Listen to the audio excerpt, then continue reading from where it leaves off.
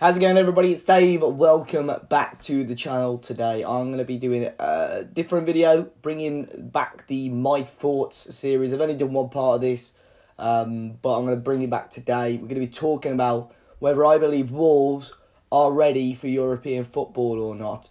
We break it down into a few different parts. I've got a notebook here with my thoughts, very prepared.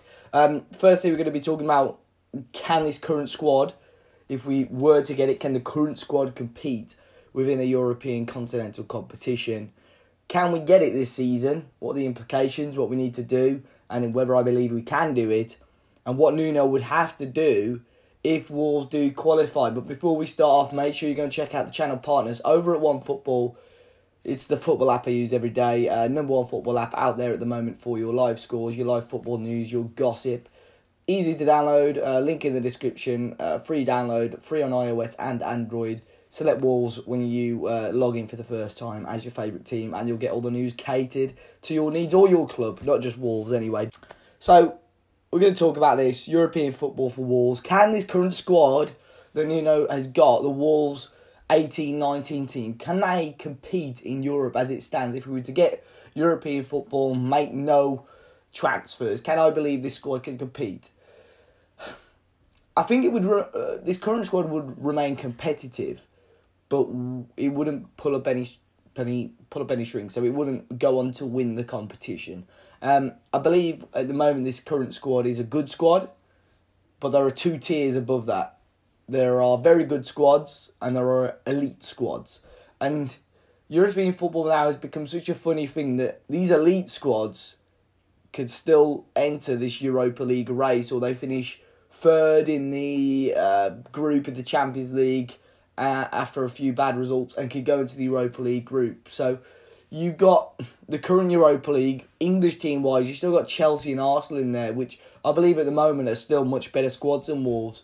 I don't know how to class Chelsea and Arsenal. I think they're sort of they're not quite elite squads.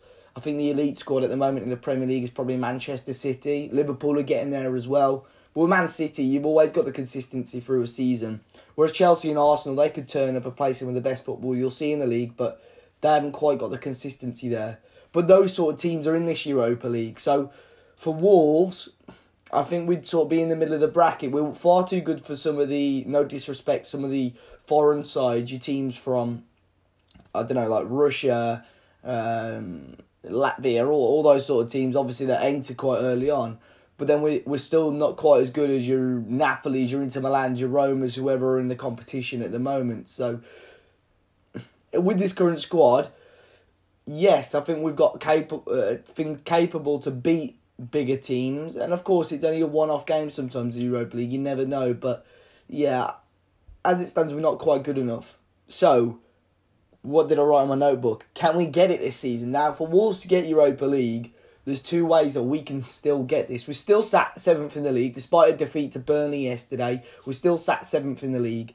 But even I didn't realise until yesterday how close it now is. Everyone a few weeks ago was comparing Wolves and Watford. Which of these two teams are going to get 7th place in the Premier League?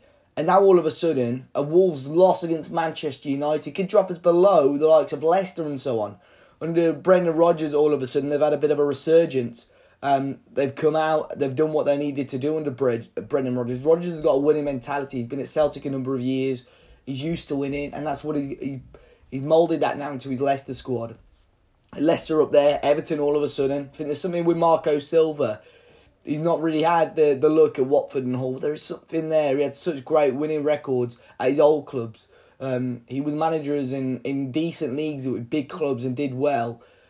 It's starting to fall into place when Everton have got a strong squad. Leicester have got a good team. I think we're about on par with Leicester, though, squad-wise.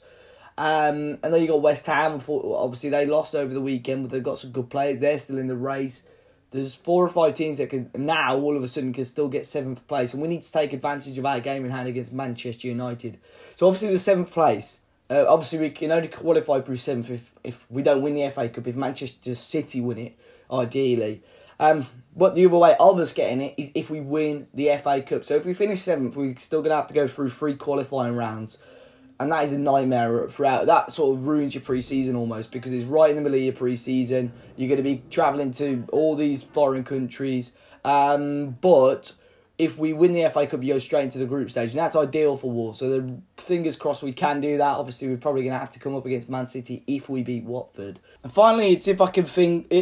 What would Nuno need to do if Wolves did qualify for European football? Now, the first thing you notice with the Wolves squad is that it's very small.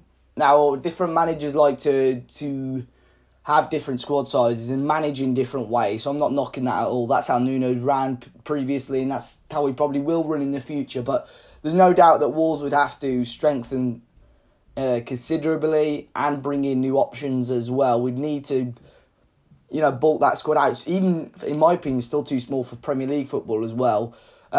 We did it in the Championship. Obviously, we were fantastic in the Championship, but at times I still feel that we needed more depth in more areas. If we get European football, that is a must. Wolves are going to have to spend big, or, I think either way, we're going to have to bring good players in. It's all well and good us saying, you can rely on the lads that are there at the moment, or rely on the youth academy kids.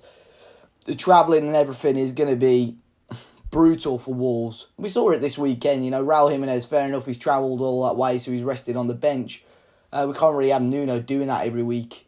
Or if he does, you need almost like a Europa League partnership and a Premier League partnership. You need players that are ready 100% for every game, really, because that's how you're going to win games. Ideally, as I say, depth is the main option with European football. I think the style of football that we play, the way we conduct ourselves, we can win games if we get to Europe, but we would definitely need some additions. And I think that's common sense, to be honest. So it'll be interesting. And I think with the amount of money that Wolves bring in, it's definitely worth looking at. We get some good money if we win the FA Cup, get some good money if we finish 7th in the league, and obviously get good money if you do well in the Europa League as well. But guys, let me know your thoughts on the matter anyway. Leave a comment in the comment section down below. Subscribe if you're new, like the channel, like the video rather. And hopefully I'll see you all very soon. And fingers crossed, Wolves can get the job done in Wembley next week.